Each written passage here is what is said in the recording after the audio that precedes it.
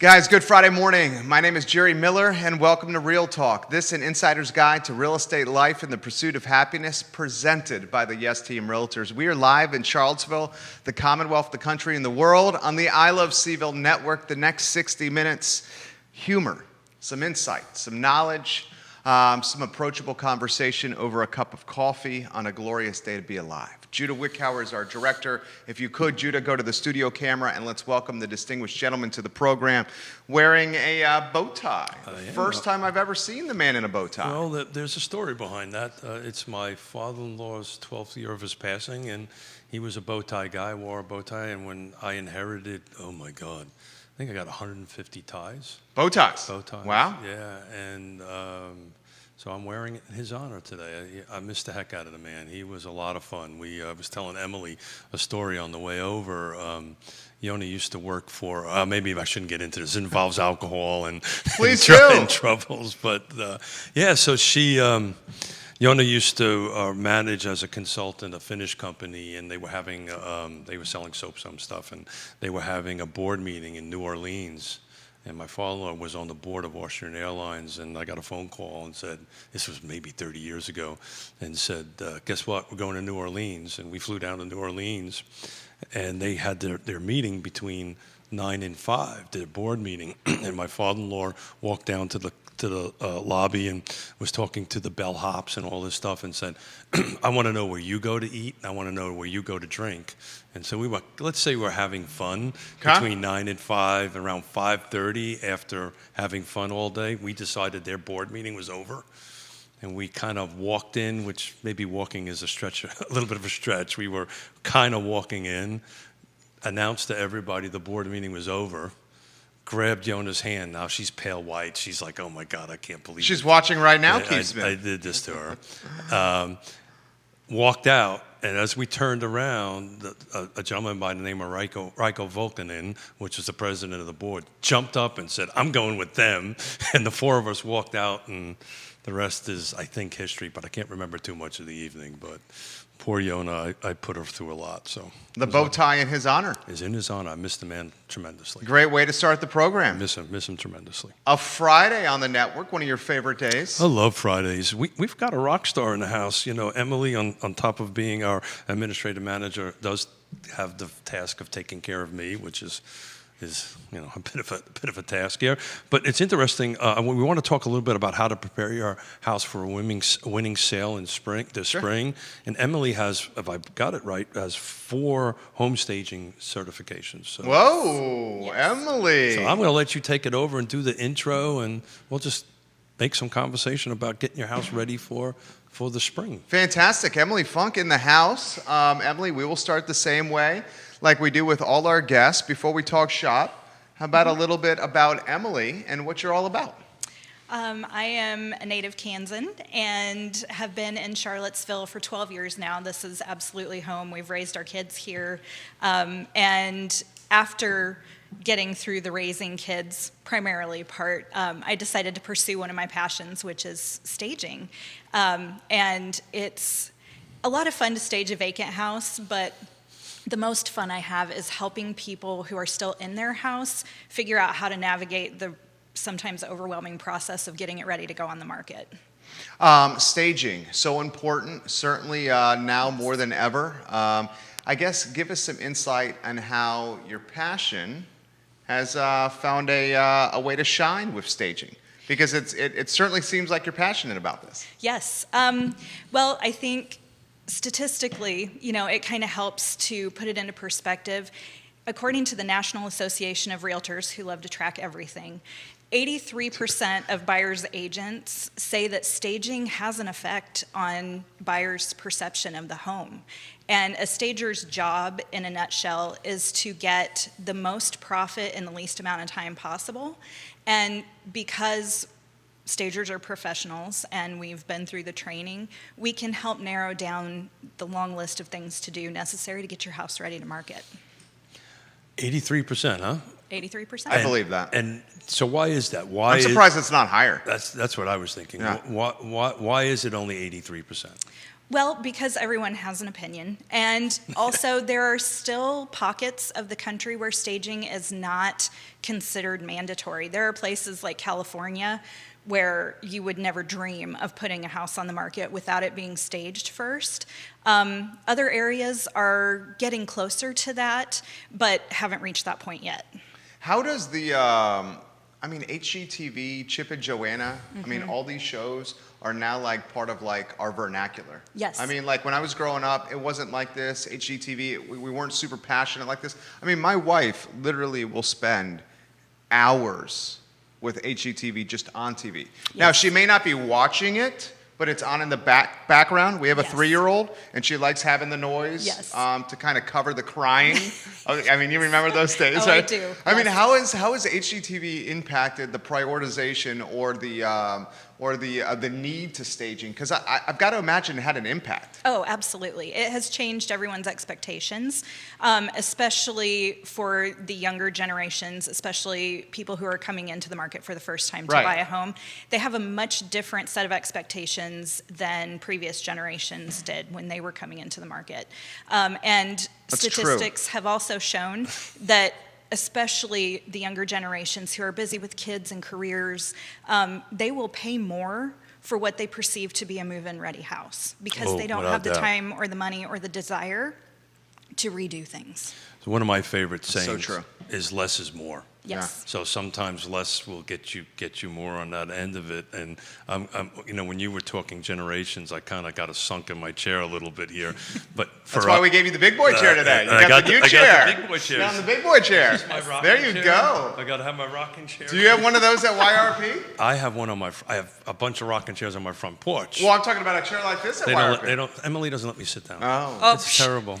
It's terrible. Is it the other way around? She does not let me sit down. She says, "Shut up and go up and make a sit." It was this old house, and anybody who wants to Google this was PBS, right? 1910 or whatever year it was. What are we talking about here? Do you know what he's talking about here? It's an old PBS show. Okay, so you do? I do. Okay. Yep. See, Emily? I do not know what he's talking about. You're a kid. I don't know what you're talking about. You're I'm sorry. a kid. I do. I want to throw this to Emily. Sure. We saw, and Keith, you taught me this. We saw at the end of 2019, Okay. and into 2020, how new construction was tremendously impacting the market. Sure. And we saw how existing construction inventory was having a hard time competing with new construction. Yep. Because everyone loved the new shiny thing. Sure. Right? We saw that at Winnington. We saw that at Oak Hill Farm. Sure. Just to name some developments, Stanley Martin does a heck of a job. Sure. We love Stanley Martin. Sure do. This is a question I want to throw to you. Staging, when it comes with new construction, I got to think it's super important for staging to help elevate existing construction in the same breadth of new construction. You see what I'm saying? Well, I'm going to let Emily answer that, but from a recovering developer and builder perspective, which is probably where you're throwing this at me, you want, particularly in the new construction, there's a lot of room. The home's a little bit bigger, and how does it flow? And people want to visualize that. For the most part, most folks don't care for what's behind the drywall. How am I going to live in it, right? But I tell you, I do have a question for Emily because, and just spitballing here, but how do you navigate the perception of telling somebody, let's say declutter? Yeah, get your family photos off the dresser. Right. I know how I do it, but I would love to hear from somebody who has 4 certificates. She has finesse, which we don't. We're too direct. We're direct. She has finesse and class. Get the freaking pictures off. Yeah, that's what I would say. Get those pictures off the wall. Yeah, no, we do not do that. We do not I know do that. you don't do that. Maybe a little bit, but we do not do that. So how do we finesse? How is that done? How do you actually manage that conversation? That's a good question. Well, selling a home is a very emotional experience, especially for people who've been in a home for a lot of years. They've raised their families there. And so part of an occupied stager's job is to help them to start detaching emotionally from the space. One of the ways to do that is to start bringing down personal mementos like family photos off the walls. It's important also because, one, it's a distraction. When buyers are coming in, we want them to focus on the house and not trying to figure out your family's story. But also, we want people to come in and envision themselves in the space so that they are more tempted to write an offer. They start emotionally connecting to a home, and it's hard for them to do that if there are reminders up that this house actually still belongs to someone else. So that's a great answer. Great answer. So this is something we do all the time. We do this, is it time? Have you made this emotional change from a home to a house, right? Yeah. And I think that's what Emily is talking about. Once that emotional detachment, or starts anyway, I don't think it's ever really finished until it's over with, and sometimes it's really not finished. You know when I knew my wife was ready to go from Redfields to where we're at now? Is when she's like, okay. No, okay. it was a moving truck. No, And no. Jerry, get in You're the probably truck. right. That's probably Get right. in the I truck. grabbed her and put her in the truck. That's when she was ready to leave. You the were house. ready to move. Oh, I was ready to move. I remember Mrs. Miller not so much. She's not, yeah, she wasn't. So, but when I knew she was ready, it was when she said, all right, let's get the storage unit to get the stuff from the house to declutter it. And then I was like, okay, she's wrapped her mind around it. That's when she's like, let's take Trey's toys out so people can come in and see how them living in the house. So Yes. pivot to a similar question, Emily. So Mr. and Mrs. Smith, married 35 years, in a house for 20 years. Yes, Mrs. Smith, we're going to sell our house one day. There you go. It's out there in the public space. But we've got like decades of stuff, right? And how do you purge? How do you declutter? How do you walk into our house and very tactfully say, Get it out of there. Yeah. Well, for Keith, that's what you would do. Right. you can have everything but my boat. So one of the big misconceptions that people have about staging is that it's something that you do at the last minute. And especially in a case like Keith and Yona, where they know this is coming down the pike, the best thing you can do is give yourself the gift of time. That accomplishes two things. It allows you to start slowly detaching and going through things, purging if necessary, deciding what you're going to gift to your children. It also allows you to enjoy any changes or upgrades you make to the house. So many of us wait till the last minute to change the carpet or paint that wall, and then we don't get to enjoy the fruits of our labors and our finances. So if you give yourself the gift of time, you're allowing yourself not to be stressed and rushed, and also to enjoy all the work you're putting in. Mr. and Mrs. Smith have the gift of time, because I'm kind of stretching it out. But we don't have that in today's market now, right? So we don't really have the ability to say, okay, let's set this house up 6 months from now. Inventory is so short, right? And so and I think I'm going to ask Judah to buzz through some slides here that we prepared on it. So what can somebody do quickly, right, to get their home ready for the market? So we get a phone call from Mrs. Miller. Look at storage unit. Buy storage unit. Get it in there. But I'm talking about the physical structure itself. Oh, gotcha. What are simple things that you could do? Because if you don't have the gift of 6 months, or in my case, years, because I'm going to drag this out as long About as... a coat of paint. So what are some of the things that we can do? And we prepared slides, and Judah will buzz through them as you're talking. But let's chat about some simple things people can do. So the most important thing is, one, to edit your belongings, because space sells. We want people to walk into a home and feel like there's room for their things here. If closets are overstuffed, if there are items on the floor, if there's a lot of furniture, people cannot envision their belongings in that space. Second thing is absolutely curb appeal. And it goes with that whole idea that you never have a second chance to make a first impression. There you go. So you want to make sure, because that tends to be the first photo on a listing, and everyone is starting their shopping online now, you want that to have great impact. So you want to do things like trim up the hedges, make sure none of your windows in the front are covered up. You want to freshen up the mulch in your beds, power wash the house, paint the front door. People spend the most amount of time at a showing at the front door while they're waiting for their agent to get the key and unlock the door. They can look around. So it's very important that your entryway looks fresh and clean and inviting. Put fresh flowers next to the door, a clean doormat. And then the second thing you want to do is walk into your house and use buyer's eyes. If I'm a buyer, what am I looking for? People will walk into your house and make a decision in the first 15 seconds about their opinion. Dang. So you want to have a nice, welcoming entryway. And also, if it's really hard, people become nose blind to odors in their own house, have a friend come by who will give you an honest opinion and say, That's a good tip. is there anything you smell that I might need to adjust? I like that. That's a good tip. Don't go near my closet, though. That is a good tip. Emily has questions coming in for her. Let's go over that. But I just want to throw one tip that I do. I recommend clients do, and I'm just curious, because we didn't really prepare for this. I'm just curious what Emily's suggestions. I always recommend folks, we talk about digital curb Digital appeal. curb appeal, right. That is Yeah. the thing now. I suggest folks to take their screens out of their front windows.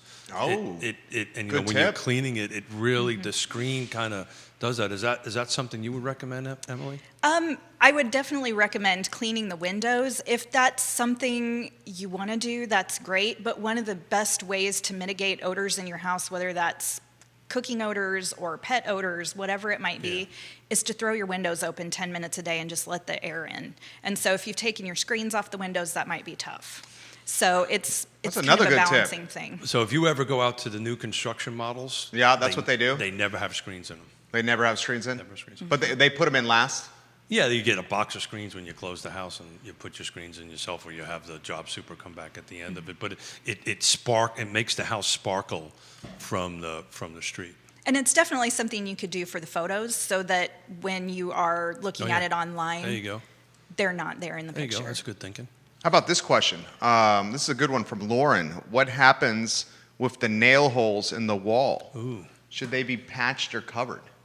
So as you're editing artwork on the walls, if you take something down, then yes, I would recommend that. And one of the best bangs for your buck that you can get when you are getting your house freshened up to put on the market is paint. Oh, yeah. It's a low cost investment that has high yield. So I would definitely recommend patching.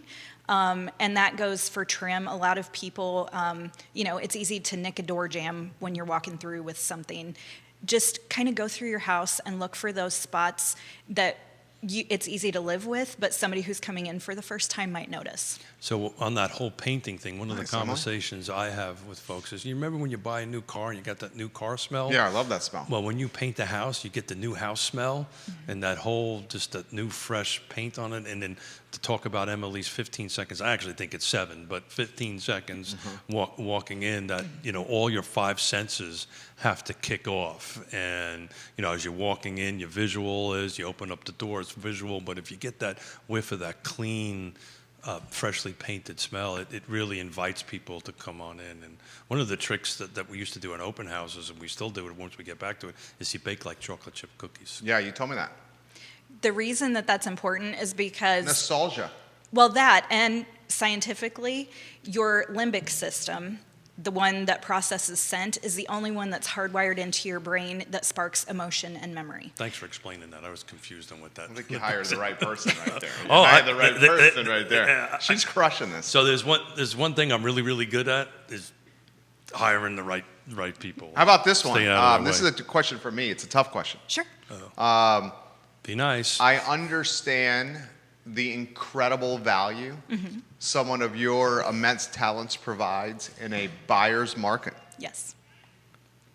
How about in a seller's market, like now? Yeah, so it's still important because the more perceived negatives you take away from your property, the less negotiating power you're giving a buyer. So the goal is still to get the most profit in the least amount of time, and by offering a move-in ready product, you take away any incentive for them to ask for a lower price. There you go. And there's the answer right there. There's That's the answer. Ding, ding, ding, ding, There ding, you ding, go. ding. Handle that very well, Emily. Well, like I said, I think we've got a rock star here. Yeah. But we're doing that. We have a couple of listings coming up, and I've asked Emily to go take a look at it after we had a listing presentation and say, look, Emily's on our team. Here's another question for you. Sure. Is there, okay, and I'm not sure how to word this. Are there thresholds, price point wise, where staging comes into play more? Can staging happen or not happen below certain price points? Does that make sense? Ooh, I know the answer to that, but I don't want to see what Emily has to say. You know what does that make sense? It does, yeah. Very Absolutely, and it's a good question. It depends a lot on the circumstances. Any listing can benefit from having an objective pair of eyes come in and say, here's what I recommend. And statistics show that about 3/4 of the people who stage and invest 1% of the list price end up with somewhere between 5 and 25% return on that investment. Wow. Which is pretty great. Yeah. So it's worth it. You know, your home is never as in a strong position as it is when it enters the market. You want to have it looking its best and in its best shape the day it goes live. I've heard a lot of people say that we'll wait and see. That's not always the best idea because once people have seen a property, they tend to move on from it if it wasn't appealing the first time they saw it.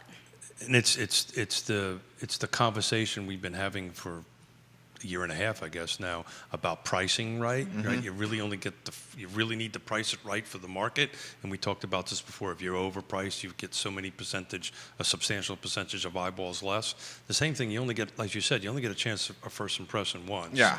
On that end of it, and That's essentially the essence of everything what we're talking about. That's exactly the right. price point and the staging is you never get a second chance to make a first impression. Yeah, I mean, Emily's clearly a rock star, Yeah. and we joke around her. Well, maybe it's not a joke about taking care of me, but at the end of the day, it's one of the things that excited me the most about bringing Emily on the YRP team is because we have this resource needed, and the price point is, How about your temperature of the street, of the market?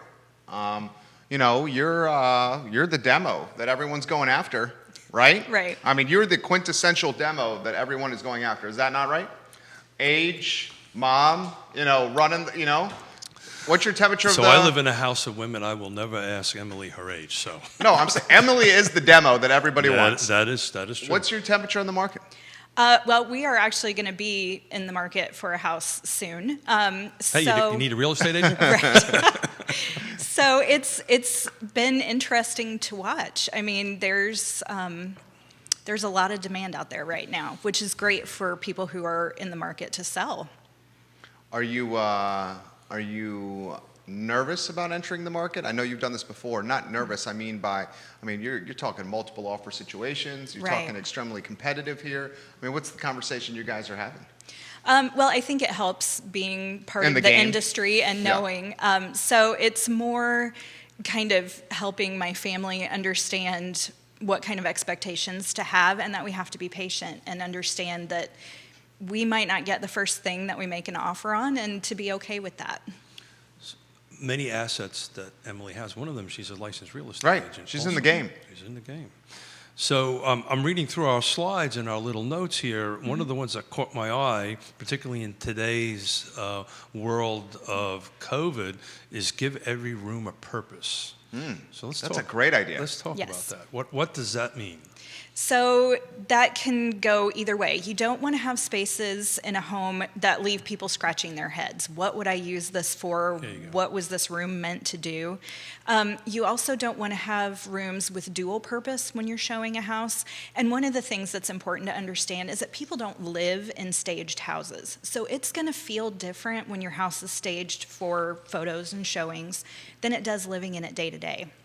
I don't mean to interrupt you here. Why Yeah. not dual purpose rooms anymore? I just wrote that down. Yeah. Same question. Because it also offers confusion. And if you're using a bedroom as both a bedroom, like a guest bedroom, and an office, then potential buyers come in and think, well, there's not room for me to have a guest room and an office, so maybe this isn't my house. That makes sense. That's well said. So then you would say in that particular case, the seller would have to make a decision. Is this and then Well, the seller would probably talk to the agent of what's the best way to position this room. and Yeah. the stager, Yeah, and then the agent consults with the stager. and then everybody has a conversation Right. that in this particular case, in this particular market, in this particular house, it may be better for this to be an office. Right. Yes. Unless it's a 2-bedroom and you need the third because you want to appeal to the family with the kids. Yeah. Well, if it's a 2-bedroom and somebody needs a 3-bedroom, they they probably shouldn't be Looking at that space. At that space Yeah. to start with. But that doesn't mean they can't look at it, and particularly in today's market, and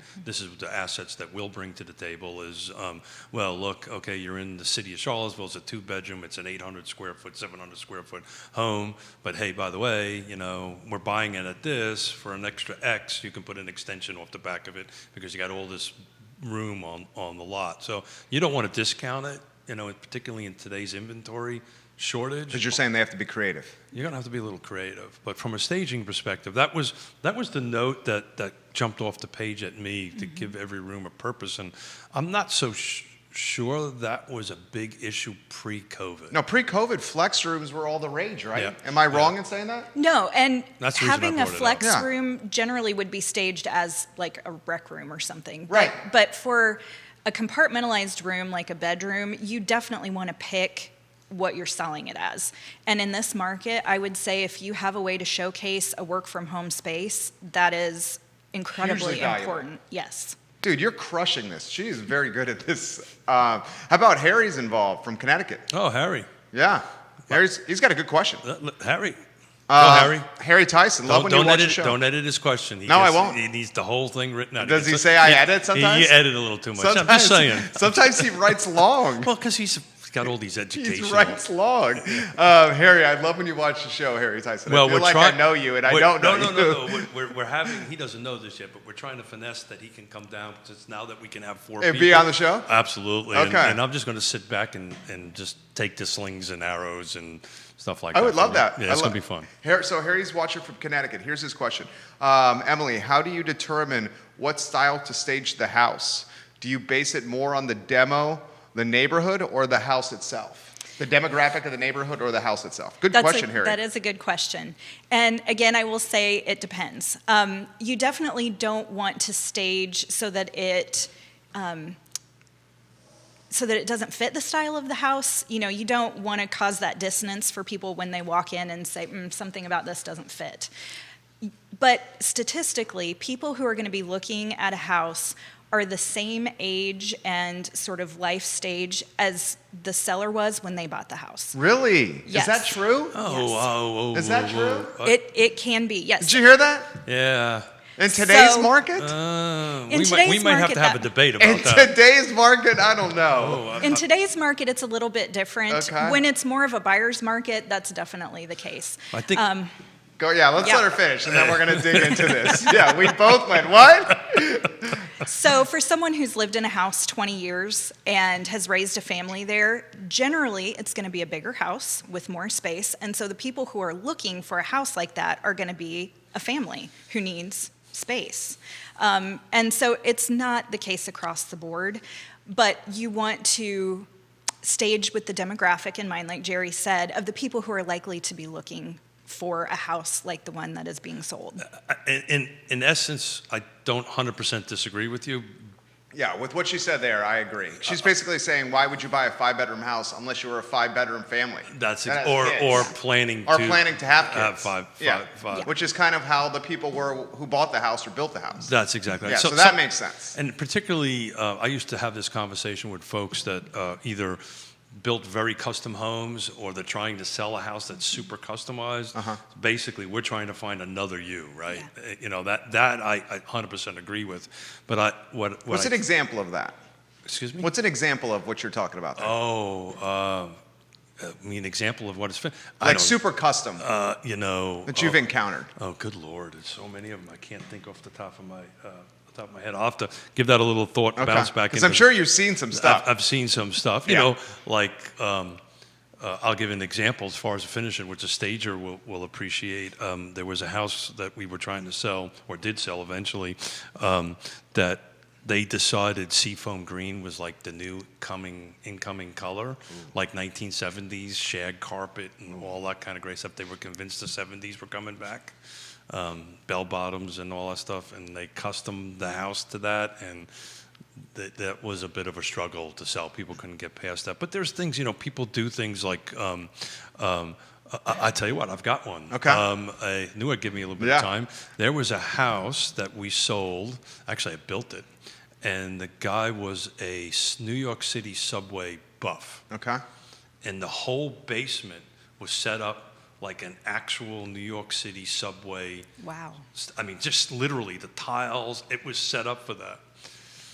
And unfortunately, there were some health issues and they needed to sell the house. And it was, was like, guys, I think we need to I know this is going to break your heart, but I think we need to take this out and do something a little bit more neutral on it. But, literally, if you would imagine walking into a New York City subway. That was the basement. You walked into the basement. That was just like it. And did they listen? Maybe. Maybe not. Did you sell the house? We sold the house. Yeah. What was the days on market? Yeah. This was a couple years ago. Okay. Do not get me into trouble. Trouble, Miller. Okay. But but I do take a little bit of. I think Yasmina said ramps. Ramps. Quote ramps. End quote. And Harry, that period should be inside the quote there, not Oh, outside. no. The period should not be outside the quote there. It should be inside the I'm quote. gonna get a phone call. Ramps. I just busting balls, Harry. I hear you like to bust balls. She says ramps. You should know what ramps mean. Does that mean a unique house that you had to sell that had ramps? Is what I would think. That's She's what that means. probably talking about me and being old, and I'm going to need. Is your nickname Ramps? No. If I'm old, I'm going to need a walker and Oh, all okay. that stuff. Okay. So no, Yasmina's throwing shade from Connecticut over here. Yeah, that's throwing a little bit of trash. Well, I think she's probably referring to when I broke my back. I needed a wheelchair and stuff like that in the house. Okay, that's what she's referring to. Yeah, the house. Yeah. I think that's what it is. But to follow up on that a little bit, we always I happen to love single level floor plans. It appeals to the larger folks, master bedroom on the first floor, and all that kind of great stuff. So that buyer profile would be Keith and Yona, Sure. or Emily, right, or first-time home. It's a lot of people. Yeah. So I think as far as matching the demographic in that particular situation, it probably won't. It more than likely be that. But also in today's market, you're seeing bags of cash, right? We talk about this all the time. Yeah. Coming down from Connecticut or whatever, and they're retirees, and they're buying these homes for what's going on? Are they giving me a hard time? Harry, I love when Harry watches. Yeah. This is Harry, don't you have to work to do or This is a something? good question. This is a good question from Emily. This is from Grace. She watches our shows all the time. Oh, hey, Grace, thank you so much. And she says, in a world of open floor plans, There you go. how do we take a compartmentalized house and boxy rooms and make them appealing? Hint, hint, that's our house, Jerry. That's what she just said. That's a great question. That's a lot of people's houses. It is. And the pendulum is kind of starting to swing. And the reason for that is that, like in my house, we had 2 adults working from home for a while and 3 kids doing school from home. And open floor plans are really hard to make that work effectively. And so people are starting to look for more compartmentalized houses. It's not going to be an overnight sort of change, but it is moving that direction as more and more people are continuing to work from home. COVID could... Oh, big time. Did you just hear that, Lauren? Yeah. I'm talking to my wife who's watching. All the moms out there. So you're saying COVID could influence homes and layouts away from open to back to compartmentalized? Not completely, but it's going to put an emphasis on having spaces that you can close doors and shut off the sound from the family room or shut off sound from the kitchen. Totally makes sense. So to add to that, I read an interesting article this morning. I think it was the Wall Street Journal or whatever. A good example of that is your Zoom office at your house is at the loft. It's in the loft. And occasionally you can hear noise downstairs or emptying of the dishwasher. Had you have had a closed door in a room, Whoa. that would not be the case. That's what she's saying. So I've got my son-in-law busting my chops, and now I have. So was that a dig at me? It was not a dig. That I need to make sure that I was nothing's- trying to do an example to back what Emily was saying. Okay. Is that what you were saying? Oh, absolutely. My husband, when he's on meetings, can hear our dogs snoring very often. Yeah. So it's, yeah. Multiple people are saying wild. That is crazy. That is, and it makes perfect sense. Yeah. Well, what I was going to add to that before you decided to go on my dishwasher thing that I have to make sure is not operating in the next Zoom call that we do, I was reading an article, Target in Minneapolis, I think they're based out of Minneapolis, if I remember it right, have officially went to what you and I have been talking about, this hybrid work thing. They're literally shutting down their office operations in Minneapolis, I think if I got the city right, to do this hybrid thing. They're going to reduce the size of the footprint of their physical office and allow folks to work from home. So what Emily's talking about, I think, is an ongoing trend. And actually yesterday at the general membership meeting for CAR, we had Dr. Lisa Staravent, excuse me, and she was talking about the trends that this is where that's going. So now that makes the stager even more important, because they need to adapt to this new changing market, so we can kind of show somebody how they can actually live in the house. Christopher Eagle, welcome to the broadcast. Hey, we love you, Christopher Eagle. I mean, let's be honest. Like, if we're going to continue going down this road of like Zoom meetings, and we don't know if we will or we won't. You know, you listen to the CEOs on Wall Street, and they say the financial firms in New York City will come back to office work full time. But then you talk to some of the big tech companies, and they're like, we're fine with this hybrid setup, and we're fine with people working from home. It's more efficient. It's more efficient. So we don't know. I will say this. But I taught a class Wednesday and Thursday about new construction via Zoom. Okay. And I hated it. You hated it. Yeah, it's not for everybody. I will say this. No, I like Zoom. I love, I chair a bunch of meetings. I love doing those kind of things. This was a very hands-on about new construction, on how to write new construction contracts and sell new construction contracts. Well, in one of your incredible skills, one of your many incredible skills, well, now I sincerely mean this. You're making up. One of your many incredible skills is you have a way with people, and that skill is not in its fullest form when you're interacting with that person via screen. Don't you think? Yeah, I much prefer to look at you. Right, Yeah, because then you can read body languages. So I guess where I was going with this, and I'll throw this to Emily, eventually it's going to not be cute anymore for your dog or your kid to come into the home office while you're on a Zoom call. Oh, yeah. Right now, we're in that stage where it's okay if your grandma or your mom, or you know what I'm saying? And it's, so-and-so, the kid ran into the Zoom call. Cute. Eventually, that's going to get annoying. And when it gets to that actual, real functioning hybrid, right? People are going to be like, you can't do that anymore. And then that's when... And that's what, to her point. That Emily's point, that you're really going to need that. Do you agree? Absolutely. Yeah. And some of that will be changed because once we fully decide whether the world is going to stay partially hybrid in the workforce, is that kids will be back in school, back in daycare. It's just that the workforce is going to look a little different. But there's always things. It's nice, too, to have an office that you can shut the door and walk away from at the end of the day, instead of having your workspace be the kitchen table and you're constantly shifting stuff around, and it's harder to draw that line and say, okay, my workday is done. So there's lots of benefits. Christopher said you just wanted to see him in person for the class. Absolutely. It was all about you, Christopher. No, but it makes a difference, because you're 100% right, because you can't, so not to get into the weeds on this stuff of it, but I was doing a PowerPoint presentation, right? Now, I don't have two screens, I just have one screen, and all I see is like the PowerPoint presentation and me. Yeah, you don't see the people. I don't see the people, so I'm like... You were doing a screen share. Most people think I talk to myself on a regular basis anyway, but I was like talking to myself, and I couldn't figure out who, if they were getting it or they weren't getting it, or, but hopefully we'll get back to that soon. Emily, you have killed it. We have more comments. I promised her 15 minutes, but I kind of lied. Can you keep going? Sure. Okay, so Laura Sherling says, Emily, this has been a fantastic interview. Please continue to add a female perspective to Keith and Jerry. Literally said that. Okay. And then she said, thank you for saying that. Then she said, what trends do you see coming from a housing standpoint, from a design standpoint? Well, great question. So that is a great question. And I will say that my wheelhouse is staging and not design. And the reason that distinction is important is because those two things are two sides of the same coin. So a designer's job is to come in and personalize a home to your family's needs and tastes. My job as a stager is to come in and depersonalize it in order to appeal to the broadest possible audience. So some things about that will never change. Having neutral backdrops, because people can more easily see their favorite color in their minds if they're looking at a neutral wall than if they're looking at a brightly colored wall. I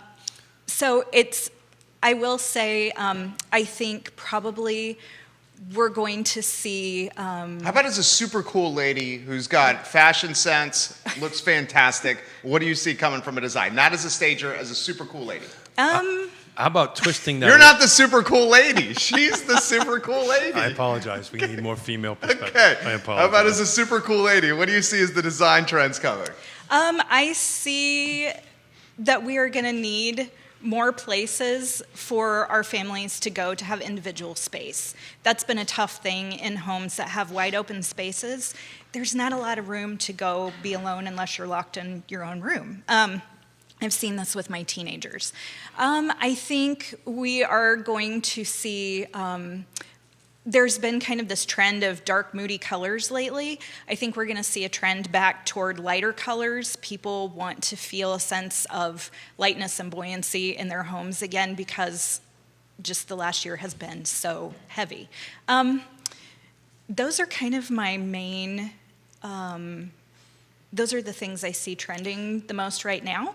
So literally, the color question was Yeah. the question I was going to ask before I reminded we need more of a female perspective. Is it still modern gray? Is that all the rage? And Beth Richmond Hyder is watching, Hey, and she Beth. says, hybrid meetings at the Hillsdale Conference Center, no dishwasher noise, no barking dogs in the background, no one walking into your Lake Monticello house. She's hinting, come to car. Beth? You have the YRP office. Beth, I apologize. We won't be meeting there soon. But the color question, if you don't mind.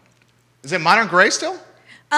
Well, any kind of neutral. There was kind of a move toward warm, earthy tones, so beiges came back a little bit. And even a warm white is not a bad thing if you're neutralizing your house. The idea is just to have a kind of neutral color that someone can come in and envision what their favorite bold, bright color is, because bold color is a very personal choice for people. So, Beth, I'm going to reach out to you after the show because next week we're doing a class on custom new construction, and I think we're going to kind of see if we can get your big space here and everybody can be 8 or 10 feet apart because I just need that interaction. So I'll reach out to you, Beth, after the show. I love it. I love it. Making moves on the show on air. There you More go. questions for Emily. Yona is giving you some props. Yona, I sincerely agree with this as well. Yona says you are a super cool lady, and she says this is a fantastic interview. So much useful and helpful information to think about and to implement. That is being echoed by other ladies watching the program as we speak. So I made Perhaps a note. make a More note. Emily women. Funk. This is Emily now Funk. part of her job. Emily Funk. It's real talk. We'll sit in hot seat from now on. Executive producer. Good job. Executive. Oh, she's the No, executive. you. I think this she is just why became. you're so good at being an executive producer. I think she just became the executive Can you producer. show everyone the notes you're taking on the screen? Look at his notes, Emily. These are his notes right there. That's fantastic. So in Emily can read Keith. Emily's been in several whiteboard sessions. Oh, with so Keith. she knows your note-taking skill set? She can actually look at my whiteboard and understand it. Beth says, you've got it, Keith. Thank you, It's on Beth. the schedule. For next Wednesday. You've got it, Keith. It's like you just booked an appointment on the show right here. All right, this one's about... We got to negotiate price. That's a whole different Okay, animal. people want more design from Emily here. Well, we were going to talk numbers, but we're going to stay with Emily. Okay. That's an executive producer decision, I think. Good move. Smart move. Is it still white kitchens, white cabinets, and open to a place where kids can hang and watch and do their homework? Oh, Is I got that it. still what's popular now? That's from Kelly. It is, and especially kitchen design has come such a long way, and you can do so many fun things. But if it's a question of getting your house ready to market, white kitchens are a safe bet because, again, people can come in and say, great, I'm halfway to my ideal tuxedo kitchen, I can just paint the island, whatever it is. And yes, having some open space to be able to keep an eye on your kids while you are busy in the kitchen, it's a great thing to have as a mom. So I don't think that's going away. And I've got a follow-up question to that. Sure. Not that this might be happening at the Smith household, but I happen to have solid maple cabinets. And, My wife does not like those. And Mrs. Smith wants to paint them white. Yes, my wife likes white. Emily. All the wives like white. All right, Emily. This is Yeah. what we're gonna do in front of how many thousands of people? The are watching? maple were great. Maybe it was a 1990 thing. And since it's Emily, should I paint my cabinets white? Do you paint cabinets? You paint the fronts? I would recommend that. Yeah, I mean, All right. stained So, Mrs. cabinets are Smith, still we're gonna not a paint the trend. cabinets white. Do you recommend any way to paint them? Is that part of a stager? I mean, because sometimes the painted cabinets don't always look Yeah, well, great. Yeah. Emily would punt that back to me. And Okay. then you would outsource. We would outsource it. Okay. Yeah, I've got. Because you've Some- seen the poorly painted looking Yeah, cabinets, yeah. right? Yeah. In order to do it right, you've got to pull the doors off. You got to have them sprayed. Yeah. You just don't go there with a paintbrush. Right. And Yeah. it's that. But that's been an ongoing debate in the Smith household. And of course, we used to own a cabinet company, and I happen to be someone who likes wood, and I just love my maple cabinets. But Beth says paint those cabinets white ASAP. Damn it, Keith. Beth- She didn't say damn it. I added the damn it. She said paint them white ASAP. I was going to pay for that space on Wednesday, but maybe I'm not now. Harry, good question. If you paint the house, please leave a list of the exact color and brand you painted each room for the new owner. Ooh. The interior of my house is painted with 4 different grays, and it was a nightmare to repaint some areas based on the paint cans they left in the basement. Trial and error to figure it out is not ideal. It's very true. And that- did you edit that? No, I read everything verbatim. I did not. Do not Harry, edit I it. did not edit. I did not edit, I'm Harry. tired of hearing it. I'm sorry, Harry. tired of hearing I will it. never edit again, Harry. But yeah, so what you could do is on the back of one of the cabinet doors is put a sticker on there, one of those things that you pipe, the old school on it. What the actual code? What is he giving? Yona? She's going to the store buying white paint. No, Mrs. Smith. She said, everyone heard that, Keith Smith. White cabinets. Yona's happy. Yeah, I think I have to stop doing this show. Why wouldn't you do it I have white? to stop doing this show. White is a no-brainer. I'm done with this show. I'm getting myself into trouble. Yeah, Mrs. Smith, we will go hire. We've got a name of a gentleman that will do it, so we will do it. That means we got to change the countertops out now. We need backsplashes, so we'll have to. Emily, by the way, you're going to have to come over because we're going to need some suggestions. You're going to need some staging help. Need some staging. Just stay the hell away from my boat. Keith, you're in a good mood today. I'm in You're a good mood, always but in a good I'm mood. getting in myself. Yeah. I think we may have found a new addition to the show over here at We Emily have. Funk. I think so. Do you not think so? I think so. I think this is just so. Does she have any idea what's in store for her now? She I don't has think no she idea. does. You have She has no idea. Go. So what we're doing right now is pretty much what we do in our office. So just happen to have 15 cameras looking at us at the time and a couple of microphones. What are we missing here that we're not covering, Emily, that we should be covering, that should be out there? You got, let me tell you who's watching, okay? You got Beth watching at Hillsdale. You got the folks at Long & Foster, at Nest, your colleagues at Yes Realty Partners, and Yes, I See You Real Estate 3 watching the show as well. What are we missing here, Emily?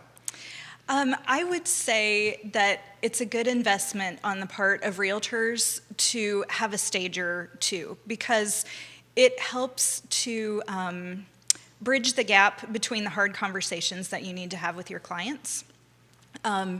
Stagers can help both realtors and sellers to achieve the desired outcome for everyone, which is to have the highest profit in the least amount of time. So there is real value in the staging industry, and I just encourage everyone to find someone that they can work with comfortably and comfortably recommend to their seller clients.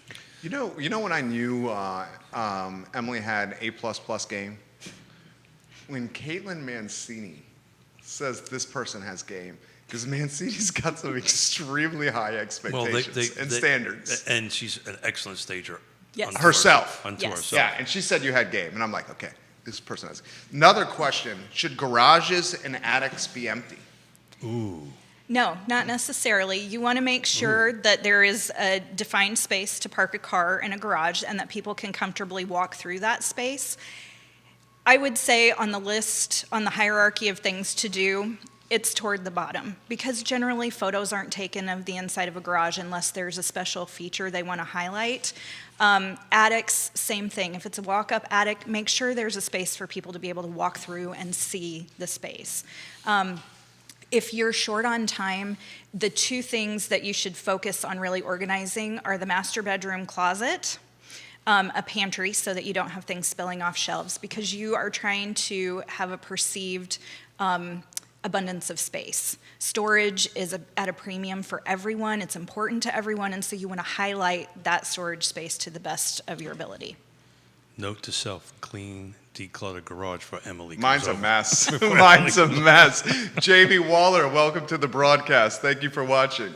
So we're gonna put in the feed these slides that I sent Judah, because there's a couple of quick high level stuff that anybody can do. Just to rattle off a few of them. Obviously, if you use us, we're gonna bring Emily along to help stage your house. But just clean, declutter. If you could just rattle them off real quick, so I don't miss them. Emily, and if Judah can buzz through the slides while you're doing that would be great. Sure. So focus on curb appeal. Make sure toys are picked up. If you have yard art or flags, they're a lot of fun, but they're not wildly and widely appealing to everyone. So it's a good thing to just pre-pack those, put them away so they're ready for your new home. Make sure all of your exterior lights are working. That goes for the inside too. Make sure all of your light bulbs are working, especially for photos, because those dark spots will stand out. Make sure your house numbers are easily visible. Why is that, Emily? Because that's on our notes. Why is it important to have a house number? Because I don't have a house number on my house. It makes it harder for people to find it. It's not so much true in these days of GPS widely available. So it's a visual thing to find the actual house. It's not necessarily a staging kind of thing. It's okay, I can find the house easily. I can go in. Okay, cool. Yeah, and it's a fun way to add some personality too. There are lots of choices out there for house numbers, and it can reflect some style. Should I light them? Is that beneficial? It is. There aren't a lot of people who are out actually viewing houses after dark, but they could drive by at night just to get a feel for the neighborhood at different times of day. Speaking of which, this weekend we put the clocks back, don't we? Is that true? Spring forward. Yes, finally. My favorite time. There you go. Right? A little more sunshine's good for everybody. Yes. Declutter. Let the light in. Give room some purposes. Clean, clean, clean, clean. Yes. Obviously, if it's broken, fix it. Right? What am I missing? Exterior lights, washing, facelift on the front door. Mm-hmm. Most, I think we did this with the NAR. The two biggest bangs for your buck on doing something to your house is redoing your front door and your garage door for whatever reason. Mm-hmm. That was like 97. You get like 7% of your money back or somewhere. We were shocked about the misconception on redoing your kitchen. The ROI you get from redoing your kitchen is not nearly what you think it is. Yeah, but it's Isn't that right? Yeah. So Mrs. Smith and I are having a conversation about redoing the kitchen. So you're talking about like that 5-figure, 6-figure conversation. Something like that. But I think there's more value added if we paint our cabinets white, which I don't want to do because I like wood, right? New light fixtures, I'm okay with that, but. So I think that's what we're doing. Mrs. Smith and I will be painting our cabinets white. Are you heading down the road to putting the place on the market? A wise agent told me that now is a good time to sell your house. Is that a wrap? And that's the show today. Look at the time. Look at the time. Look at the time. How many homes are on the market in Lake Monticello? Not enough. Out of 4,400? 4,300? This morning, actually 12. Wow. I think 3 coming soon. How's coming soon's looking? I haven't had a chance to dig into them this morning. I was kind of wrapped up preparing for today's show on that end of it. But yeah, it's interesting. I don't know how to couch this conversation, but I've been having some conversations with these production builders, and it looks like they're kind of slowing sales down a little bit intentionally. Explain that. Well, what they don't want to do is oversell the production capacity, I think is what's going on. I don't have too much details in it. So let the supply chain catch up. Let the supply chain catch up. And, as putting on my recovering developer and builder hat on that stuff, the reality of it is the inventory from a builder's perspective is like zero, right? There's not a lot of new projects coming on, though. We'll talk about this a little bit later in some shows about, there's going to be probably in the next 12 to 24 months somewhere around 700 to 1,000 new lots coming on in the area, but it's going to take 12 to 24 months to happen. So what they're trying to do is stage this stuff out. As this world goes, you're my drywall guy coming down from Northern Virginia, and you're doing X number of units a month. All of a sudden, that dries up. You're going to go find somebody else to work for, and then getting you back is like next to impossible. And you know what? We talked about this on one of our shows. So many people looking to hire, so many people looking for work, and yet people can't connect. Your neighbor over at Ix, our client, Patty Zeller, our friend, looking for a groomer. Yeah. Pays well, great job, Benny's, everything you want. Can't find a groomer. Supply chain, same thing, right? Supply chain. I mean, it's everyone. It's restaurants. Mm-hmm. Well, we're not. One of my other topics, and we'll probably save this for Tuesday. The stimulus? I wanted to talk about the stimulus. I was going to ask you that. Yeah, and one of the neat things about it, and I noticed it in my peripheral reading, is that it'll provide $25 billion for restaurant revitalization, which is exciting. So this could be used for payroll costs, mortgage and rent payments, utilities, maintenance, supplies, food and beverage expenses. It's amazing. Covered supplies costs, yada, yada, yada, a couple of different things. So the good news is it looks like we got about $25 billion. How that's actually going to coming down the pipe. How it's going to work its way down is Ray Cadell, welcome to the broadcast. Hey, Ray, how's it going, brother? Stimulus and real estate.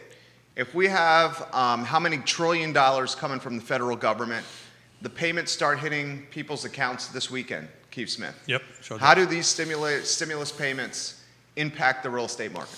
So do they even impact the real estate? I'm listening to you. I'm just trying to look at my notes real quick here, so don't do anything. What I'm reading here peripherally, and this just came out on the 10th, so I don't think everybody really knows. Yeah, no one knows yet. Know what's going on here. But I think it's going to have a bit of a boost. I'm a little concerned about the production side and the inventory side, like everybody else is. A boost to real estate, the stimulus. Well, because what's going to happen is it's going to be set by household type, X number of dollars. So conceivably, you could receive enough money for a down payment. That would be a really good use of that money if you're renting or something and you have 4 people. I haven't done the math yet, and somebody who's a lot smarter than me will do it, like Neil or something like that. But this isn't just a $500 check or a $600 check. It's a substantial amount of money that could, and we have this conversation all the time. It's a bit of a fallacy. Wow, that would be crazy right there. Stimulus checks as down payments for homes. Well, you would receive the money, and then you could, instead of going... you can disperse it any way you want. Correct. If stimulus checks drive more people into the market to buy homes, that furthers the inventory pinch. Yeah, and I was working on some inventory slides and stuff like that, but, we were chatting a little bit about the new construction, and Jude, if you wouldn't mind doing slide 8 for me, please. This is an interesting slide that I put together on it, which it shows what the average units from the new construction side of things. And I think that's what we really need to ramp up. And Neil talks about this all the time. And Neil Williamson, Free Enterprise Forum. And one of the items I was reading in the stimulus plan was that they're actually going to be providing some money to local jurisdictions to hire some more, thank you, Judah, to hire some more people, some more staff, because that's one of we have a restriction on folks or employees at the production side of the house, right? We also have restrictions from there's not enough people. Prime example, DPOR. We're trying to get some licenses for some folks and stuff like that. And they're behind schedule. I know.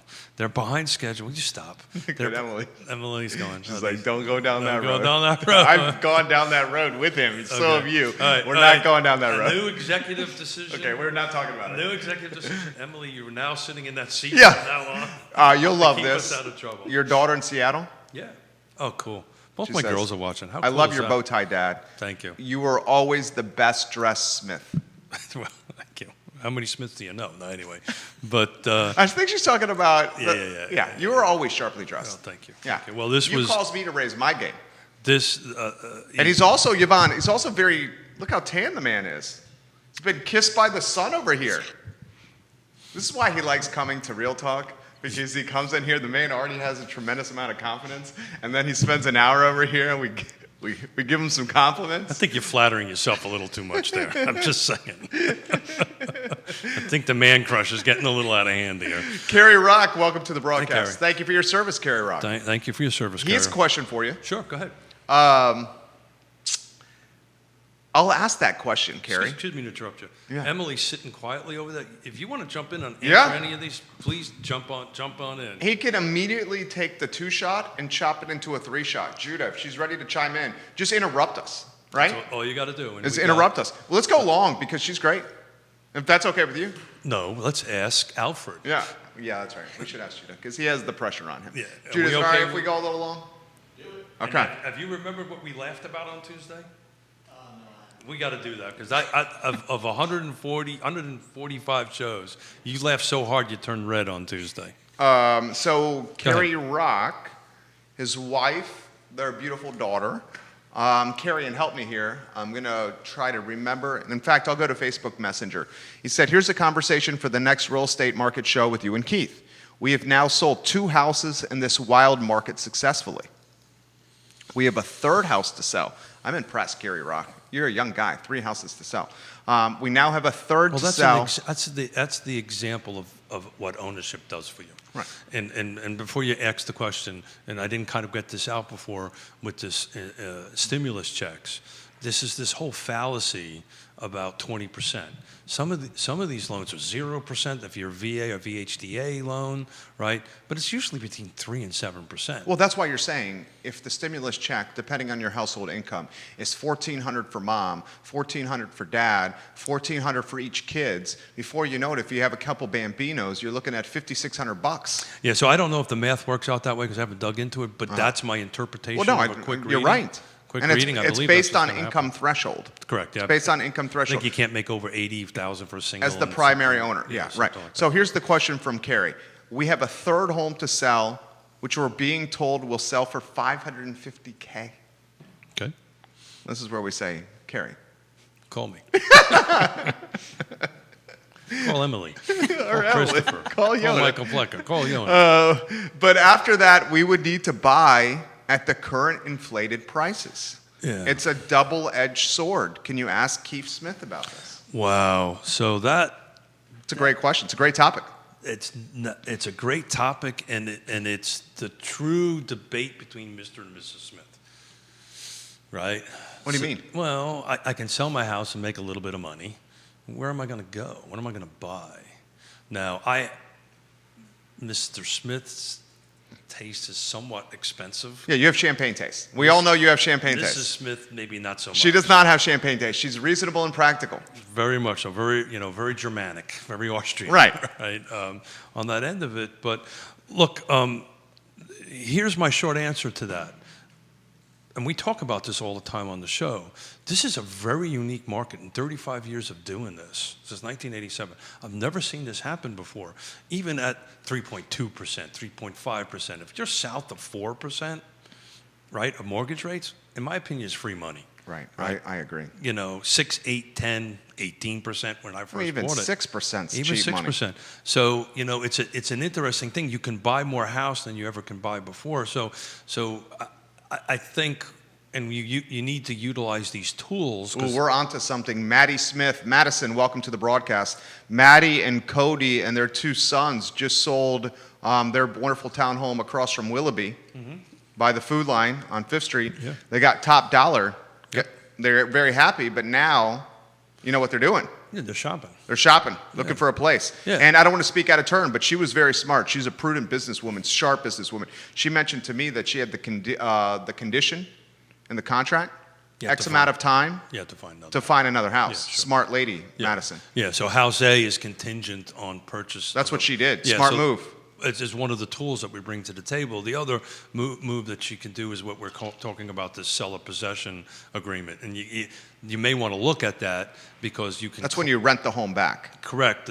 And we've got about a half a dozen clients we're working on that we found them. So we sold their houses at top dollar, 20, 30,000 more than what we probably would have sold it a year ago. So they have a little bit more cash in their pocket, and they're going and buying. So we're closing on the house. They're renting back from it. So they've got all their capital. So they have their cash in hand. So the reason why that's so important is when I'm trying to compete against, you and I are competing to buy Emily's house over here, and I have $100,000 down payment. That's when down payments are super important, or I have enough cash because I made enough money off of house A to buy house B. But I'm walking in and saying, okay, I'm just doing a 50% loan. I don't have an appraisal because my LTV is there. Much faster process. Much faster. Loan to value. Thank you. You're knocking off all the contingencies. In my case, I'm probably going to do it with just a home inspection for informational purposes only because I know what I'm looking at. But you're starting to see a lot of that at this point, pass or fail. You're going to ask a question. Well, Madison, you have two people in the same position that are throwing questions here. This is the beautiful aspect of this show. Sure. To Carrie Rock's question, you're the expert. I'm the moron. I learned from you. You're not a moron. Okay. But This is how I would see it. so you're doing what I do to myself. Don't do that to you. Carrie Rock has sold 2 homes already. He has a chance to sell a I don't know third. if I've ever met Carrie. He's A+ people. But I got to tell you, is that a cool name or what? And if you met him, he's even cooler than the name, and the name's cool. He's an A+ guy. I think I've known him, Carrie. We've known each other for 15 years. I met him at the Millmont Grill, which is now Sedona Tap House. I got that. Yeah. Anyway, long story short, here's how I would see it. Yes, you're selling your Wasn't home. that Sloan's before? It was Sloan's. And Yeah, then it Sloan's Millmont Grill, Sedona Got Tap it, House. got it. Yeah, Sorry. and I think David Sloan owns a large chunk of that shopping center, the Millmont shops. I'm pretty sure David Sloan owns a large chunk. I know David personally. I'll keep my... Yeah, I know David personally too. Good friend. So here's what I'm going to throw to you. To Carrie's point, yes, you're selling your home at top dollar, and you're making a lot of money. And yes, you're buying a new home at top dollar, and that's going to cost you more money than it would have cost you in 2019. More cash. Yeah, but where I'm going with this is, with rates so That's low, exactly right. you're going to win regardless. That's exactly right. You're going to buy at top dollar now, you'll sell at top dollar, buy at top dollar. They should cancel, and because rates are so low, you'll win versus, say, 2-3 years from now when rates move. And they go higher. So now is the time to do that. Because of rates. That's the X factor, right? Don't you think? It's the X factor. You're also starting to see a little bit of a stabilization in pricing, right? And Are we? Are we seeing stabilization in pricing? Well, Mr. Miller, hold on a second here. Because that's not, you're the pro. That's not what I'm seeing. Slide number 6. Slide 6, J-Dubs. So annual home price appreciations. 2020. I love this show. I learned so much from you. Thank you. 2020, this is based on CoreLogic and Black Knight. So CoreLogic and Black Knight are the big wholesaler of all this information from NAR. Thank you, Judah. So if you can keep that up for a little bit, please. So 2020, we're at 9%. If you take a look at that slide over there, in the Great Depression, prior to that 04 and 05, that was about 11 or 12% appreciation. What was happening there? People were using their houses as piggy banks at this point, right? And they were not appraising on it. So I think at this point, prices will appreciate somewhere between 4 to 6%. That's kind of the normal rate. Especially around here. Well, the feds are going to keep it that way. The process is going to keep it. The feds are never going to let it get back up to the point where you can make it a piggy bank. That was the real problem in 08 and up. The feds just opened up the cookie jar and just let anybody take cookies out on this point. And if there's just to talk about this a little bit longer, one little slide. Hold on a second here. Hold on.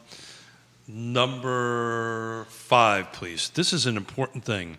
This is the default risk in mortgage between 1999 and 2020. What I want everybody to look at when this thing pops up. Look at the screen, guys. Is where it says the reasonable lending standards. So if you take a look at the reasonable lending standards, there's a product risk and a borrower risk. You see how that red is so high in 2004, 5, and 6? Yeah, they were giving money to everybody. Look where it's at now. Right. So we're so way below the reasonable lending think. He's basically saying that the people giving money to people are vetting much more seriously It's why than they you did in need a the past. trusted advisor to do this, to get Yeah. through that process in 04 and 05.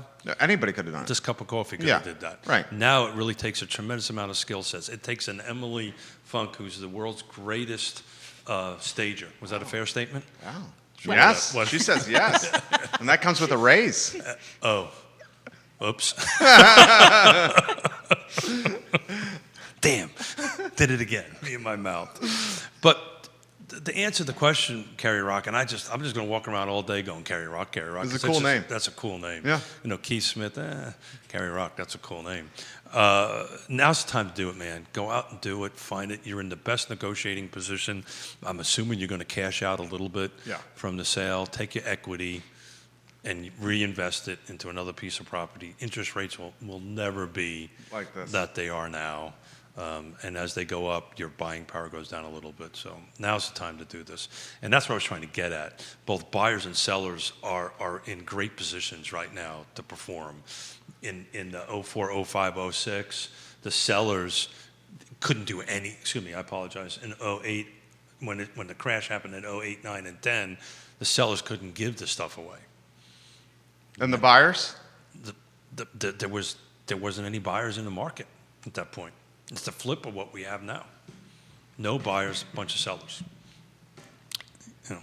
Anyway, we are getting at 11:28. Yeah, this is one of the best ones we've done. It was so natural. Yeah, And well, relaxed. so Should we get a final word from her? I'm curious to get a final word from her on so- what she thinks for 2021. Final word from Emily, but one of the things I love about this show is I've been taking notes all show because all I'm doing is getting great ideas for panel discussions. Yeah.